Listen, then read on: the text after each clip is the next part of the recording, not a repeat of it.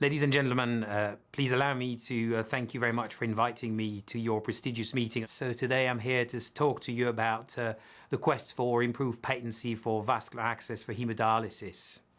At the moment, why do we need better patency rate? We could ask ourselves the question.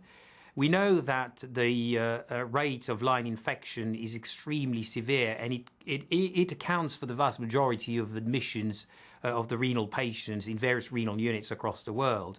Also, we have line malfunctions and poor dialysis adequacy and poor maturation rates in fistula formation due to various factors. The last study that was performed in the United States, the DAC study, showed a success rate that was less than 40% to achieve dialysis. Unfortunately, also, all these central lines carry the risk of IJV thrombosis and femoral line thrombosis, infections, etc. So the quest for better patency exists and still remains very important. What are the results at the moment if you look at what we have and what is the state of the art in our discipline? If you look at native fistulae, the DAC study, which is really an important milestone, it's reported less than 40% of maturation rate. When I say maturation rate, I mean fistulae that are ready to be used for dialysis at least 3 shifts consecutively or at least for 6 weeks after fistula formation. So this was a very important study. This has included nearly 900 patients that were operated on more than 27 centers with 71 surgeons participating, with an average of only 13 fistulae per surgeon. But when you see that the success rate was less than 40%, you can see that there is still a quest for patency. If you look at what's available for grafts around in the literature, usually we have a secondary patency rate of nearly 50 to 60% at 2 years, whereas native would show a 70 to 80% secondary patency rate. But also what you have to bear in mind, that's every single patient that would push, the door of your dialysis unit will have to have at least 1.5 surgical or endovascular intervention per annum, which means that we need to improve our results as much as we can. So there is obviously a need for new grafts or new devices that could improve patency rates. And we know that after exhaustion of all native options, grafts are available. This was clearly established by the DOKI criteria that have been revised in 2006. But since then, nothing's come up. And it seems that we've seen some major breakthrough in new materials like early cannulation grafts, xenograft also, and anti-myointimal hyperplasia drugs that are the new kids on the blocks. So at the moment, the classics radiocephalic, brachycephalic, basilic vein transposition, and then graft is a hierarchy that could be disturbed. A new trial, randomized or not, are in deep need. So let's try and review what's available and what's new on the market at the moment. Let's start with the early cannulation, PTFE and polyurethane. This is a story that has started in the 90s with the Diastat studies. That was an EPTFE graft that was reinforced with a mesh. And the Diastat study was not that conclusive.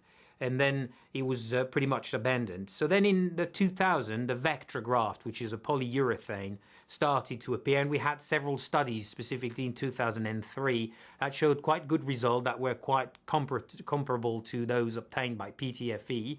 But unfortunately, these grafts were highly serviceable, so therefore we needed to have a lot of interventions. And also when they got infected or had to be revised, it was extremely difficult to take them out and necessitated extensive dissection. After that, it was quiet for a few years, and recently we had, in 2005-06, the new EPTFE that have come to the market. We've had the Flixene graft, we had recently the AccuSeal, and this new generation of early maturation grafts seem to be very promising. So here let me introduce you to our experience with those grafts, and we've got our personal experience in complex indications. We've reviewed all the complex cases between 2008 and 2010, All the patients that necessitated a very complex access formation and where it was quite impossible to give to insert a central line. So we've identified 15 patients for whom we've provided 16 procedures. We had 8 female with a mean age of 56. All are the usual access options exhausted bilaterally, so there was no other native or graft option bilaterally at the upper limb level, and all had previous catheter infection, either with a thrombosis of the jugular vein or with a current infection that would have contraindicated any new central venous catheter insertion. So then they all had a straight axillary artery to axillary vein bypass graft. We call that a necklace graft. 10 was performed with a Flixene, whereas 6 was performed with a Rapidax graft. In fact, we started with a Rapidax, and then once Flixene became available on the market, we decided to switch towards a Flixene. 12 out of the 16 cases were cannulated only after 12 hours, which is extremely rewarding. 4 remaining cases had their cannulation after 24 hours, up to 8 days, and the mean was 1.8 day. And if you look at individually per graft group, 1.1 day was the average for Flixene, and it was 2.71 for Rapidax. But we have a caveat here: since we started with the Rapidax, you could imagine that the learning curve and the way we were not bold with our cannulation protocol and patterns would explain the discrepancy in these results. But very promising. One thing that is extremely important: none of these patients had required any central line insertion during the period of the study, which means that you can absolutely avoid central venous cannulation if you use early cannulation graft. The primary patency rates have been extremely promising. It was nearly 93% after 6 weeks and up to 66% after a year. And the secondary patency were quite promising as well, 93% at 6 weeks and nearly 84% at a year, after a year. All these results are now available. They've been published in seminars in dialysis in 2011. Moving on to the xenografts. These are grafts that are coming from a species that is not human, so usually coming from animals. You could break them down into 2 different subsets. You've got the biological and semi-biological grafts. The first one I'm going to talk to you about is the Xenograft 100, coming from CryoLife, based in the US, in Georgia. This is a biological graft that was coming from bovine. It was made out of ureter of a specific species that were bred in Montana in the US. Of course, well protected from any kind of potential CJD and all other mad cow diseases. Unfortunately, that graft had to be withdrawn from the market in 2009 after a randomized control pilot study failed to demonstrate its superiority to normal PTFE graft. And also, it has unfortunately demonstrated worse outcomes, specifically in terms of aneurysms and infection. This has been published in the British Journal of Surgery in 2009, volume 96. The secondary patency rate that were demonstrated at 18 months, although not significant, was in favor of PTFE, which shown a 60% secondary patency rate when compared to a 45%. Although it was not significant, it showed a trend that was quite difficult to catch up on, and therefore the company, CryoLife, had decided to withdraw from the dialysis market. So there is another one that is the semi-biological graft, the Omniflow 2 new generation, which is an ovine collagen which is supported by a Dacron mesh, or matrix if you prefer. The Omniflow is then semi-biological, which means that part is ovine and part is synthetic, like the Dacron mesh. And the Dacron mesh surrounds the ovine and gives a structure that would allow iterative needling on a regular basis through the graft. So it's an alternative to a properly biological graft, and it has shown quite good promising results when compared to PTFE. It has been widely studied in Italy, and we've had several retrospective studies that we could use. Unfortunately, none of them are randomized, and it needs to be studied properly in a controlled randomized way. So let's talk about these retrospective studies that we've got in hand at the moment. There are 3. all of them in Italy. The biggest one had included 151 patients that were compared to another group of patients receiving either biological or PTFE graft. The other had included only 38 and 11 patients. The primary patency rate at 1 and 2 years were quite similar. It was 54 to 80%. At 1 year, and at 2 years it was 41 to 60%, whereas the secondary patency rate was between 72 and 83%, and at 2 years between 61 and 75% respectively. The one thing I would like to draw your attention to is that I would think that the figures, the first one relating with the study that studied 151 patients, seemed to be the best one to consider. So I would think that 54 and 60% after 2 years is quite a good figure. This compares quite favorably with what is available for the PTFE. In one study, though, we had a 5-year follow-up with a primary patency rate at 30% and a secondary patency rate quite good, actually, at 51% after 5 years, which is very, very promising.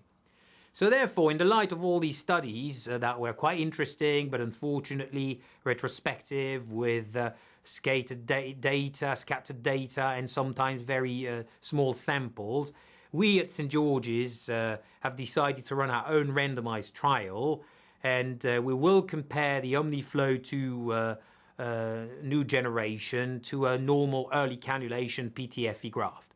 The way we decided to design the study is going to be a 2-to-1 randomized ratio in favor of Omniflow because we've got very little data available. We've had a preliminary experience with 10 patients that were implanted outside of the protocols. Since the graft is available on the market with a CE marking, it was quite easy.